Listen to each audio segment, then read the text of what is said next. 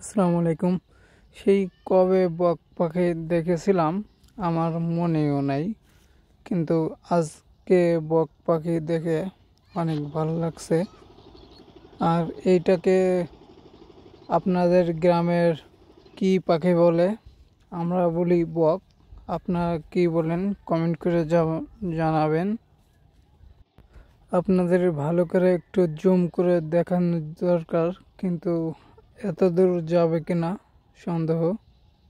দেখেন, দেখাও যায় না। আজকে ওয়েদার খারাপ, এই কারণে সূর্য উঠে নেই, এই কারণে ভিডিও ভালো হয়নি। সব চলে গেছে, কিন্তু এই পাখিটা একা রয়ে গেছে, বোকা হয়ে রয়ে গেছে। এখন কি করবে ও বুঝতে পারতেছে না। আজকে বক পাখি দেখতে পারছে কারণ জমির মধ্যে বেরোয় না, অনেক দিন হয়েছে। আজকে একটু ঘুরতে বেরোলাম, ওয়েদার খারাপ, রোদ ওঠে নেই, এই কারণে বেরোইছি।